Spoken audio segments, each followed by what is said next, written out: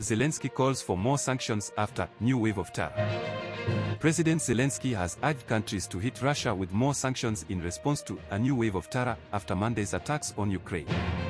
At least 19 people were killed and scores more injured as Russian missiles hit regions across the country. Defiant. He said the attacks will only delay our recovery a little. Following more strikes on Tuesday, Mr. Zelensky called on the West to find new ways to apply political pressure to Russia and support Ukraine. The calls came after he met the G7 group of nations for emergency virtual talks on Tuesday. The bloc, which consists of Canada, France, Germany, Italy, Japan, the UK, and US, promised to continue providing financial, humanitarian, military, diplomatic, and legal support to his country for as long as it takes. Mr. Zelensky said, for such a new wave of terror there must be a new wave of responsibility for Russia, new sanctions, new forms of political pressure and new forms of support for Ukraine.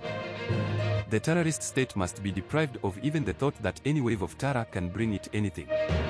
Russian President Vladimir Putin said the attacks were retaliation for Saturday's explosion on a key bridge linking Russia to Crimea. Western countries have already placed widespread sanctions against Russian businesses as well as allies of President Putin since the invasion of Ukraine in February. This includes removing major Russian banks from the international financial messaging system SWIFT and sanctioning more than 1,000 Russian individuals and businesses, including oligarchs. While the US has banned all Russian oil and gas imports, the EU has been reluctant to do so because it relies on Russia for about 40% of its gas needs. Monday's barrage of missile strikes was the heaviest bombardment Ukraine has seen since the early days of the war. Several strikes hit Kyiv, the first time the capital city has been targeted in months, and previous attacks have not hit the city center. Civilian areas including a popular park and children's playground were hit during the morning rush hour. Infrastructure was destroyed, causing a power blackout in many neighborhoods.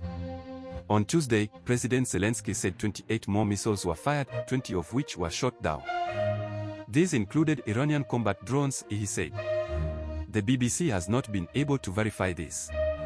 If it wasn't for today's strikes, we would have already restored the energy supply, water supply, and communications that the terrorists damaged yesterday, the president said in his nightly address on Tuesday evening.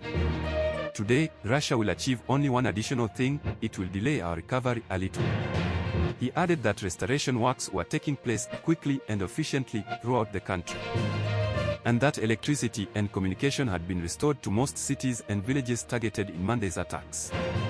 Where there was destruction, the infrastructure will be renewed everywhere. Where there were losses, there is already or will be construction, he said.